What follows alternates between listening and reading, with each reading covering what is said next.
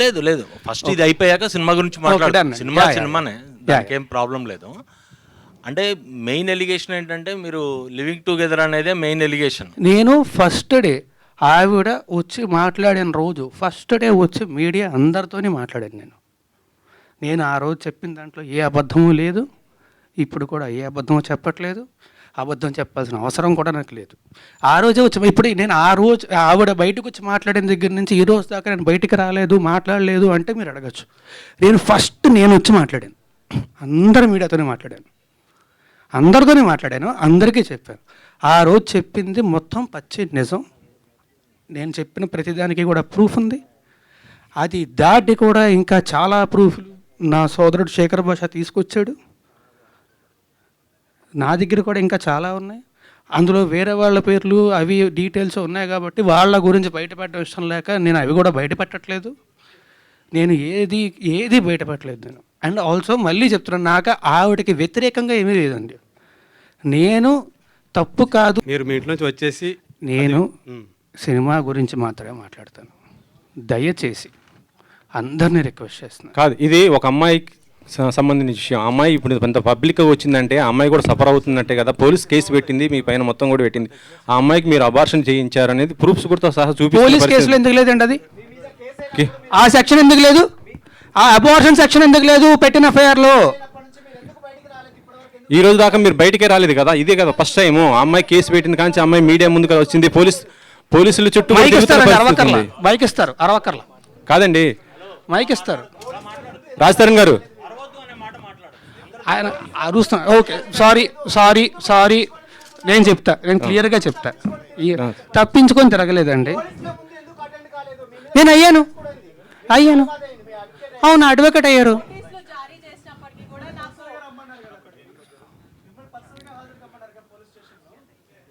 నేను వాళ్ళు నాకు నోటీసులు ఇచ్చారు, నేను తిరిగి రెస్పాండ్ అవ్వాలి, నేను అయ్యాను. ఈ టాపిక్ గురించి అయితే ఇంక నేను మాట్లాడినండి. I'm very sorry. కాదు, I'm not answering to you at all. I'm sorry. కాదు మాల్వి గారు, ఇందులో మీ పేరు కూడా వినిపించింది కదా, మీ రియాక్షన్ ఏంటి? మాల్వి గారి రియాక్షన్ ఒకసారి తీసుకుందాం. మీరు చెప్పండి, మీ పేరు మీద వచ్చింది, మొత్తం మీ ఇద్దరి మధ్య అమ్మాయికి సమస్య అనేసి చెప్తుంది. అసలు ఏం జరిగింది ఏంటి అసలు? మీరు అమ్మాయి వాయిస్ రికార్డింగ్ మొత్తం అన్నీ కూడా బయట పెడుతున్న పరిస్థితి ఉంది ఇప్పుడు.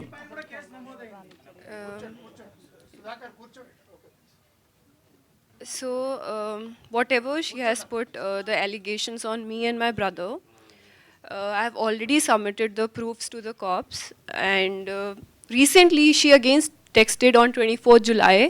I have submitted that also, and they are taking the legal action against it. That's all I want to say, because we have not done anything wrong.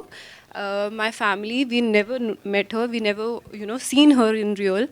So I don't know who is she, why she is doing that. And recently she got connected with those people who are criminals, who stalked me, who stabbed me in 2020. So for me, being a girl, I advised her not to be in touch with those people, but still she did that. So for me, she is one of them and she is a criminal for me. And I really don't want to say anything against her, but everything will proceed legally, and that's all I want to say. రాజధరుణ్, ఏమి తప్పు చేయని మనిషి ఎందుకు తప్పించుకుంటాడు? తప్పించుకొని వెళ్ళిపోతున్నాడు. సమాధానం చెప్పండి. వెళ్ళనివ్వండి. మీకు పెళ్ళైంది కదా, మీ భర్త మిమ్మల్ని వదిలేస్తే ఏంటి? నా భర్త నన్ను వదిలేశాడు, నాకు నా భర్త కావాలి, అన్నీ అయ్యాయండి. 10 ఏళ్ళు ఉన్నామండి. 10 ఏళ్ళు పెళ్ళంటున్నారు, ప్రూఫ్ చేయండి. 10 ఏళ్ళు ఉన్నాడండి నాతో, 10 ఏళ్ళు ఉన్నాడు. మీకు తాళి కట్టడం వీడియో కానీ ఫోటో కానీ అట్లాంటివి ఏమైనా ఉన్నాయా చెప్పండి.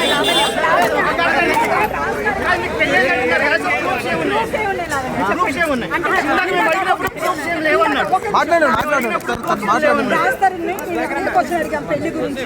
రాస్తారని ఏం చెప్పాడంటే ప్రూఫ్ చూపించిందా అని అడిగాడు. సో మీ ఆన్సర్ Proofs, మేమిద్దరం లవ్ మ్యారేజ్ చేసుకున్నాం, మేమిద్దరం మాత్రమే ఉన్నాం.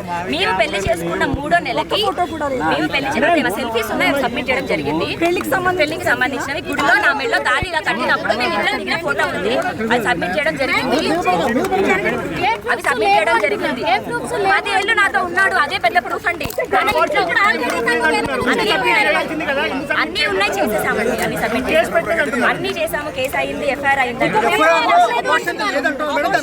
ఇప్పుడు నాతో నిన్న పడుకున్నాడు, నాతో నిన్న తిన్నాడు, నాతో అబార్షన్, అవన్నీ పెట్టాల్సిన అవసరం లేదండి. అవి ఏం జరిగాయో అవి మేము కోర్టుకి ఇచ్చుకుంటాము. అవును, డెఫినెట్ గా 2 సార్లు చేయించాడండి. పిల్లలు అప్పుడే వద్దని 2 సార్లు చేయించాడు.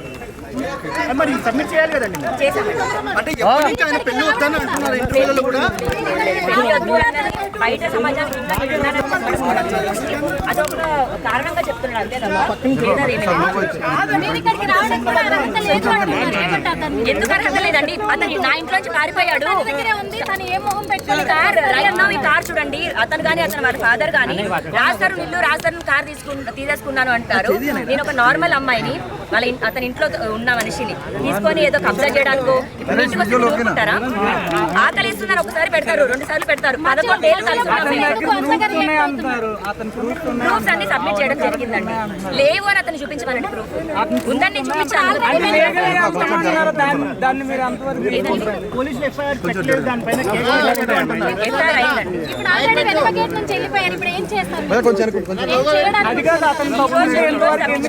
అయిందండి. ఈ రోజు తప్పించుకుంటే రేపు దొరుకుతాడు కదండి, రేపు వెళ్తాను. అతను నాకు సమాధానం చెప్పనంత వరకు నేను వదలను. చేయాల్సిందంతా చేసి వదిలించుకోవాల్సినంత వదిలించుకొని నేను లీగల్ గా చూసుకుంటాను.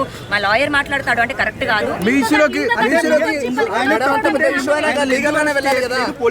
అదే అండి, ఇప్పుడు ఎందుకు అరెస్ట్ చేయట్లేదు అన్నది డెఫినెట్ గా. ఇప్పుడు అతను మరి అన్నది నాకు తెలియదు. నేను ఒక కామన్ అమ్మాయిని, నేను బయటకు వచ్చి న్యాయం కోసం పోరాడింది, మీడియా హెల్ప్ తీసుకుంది.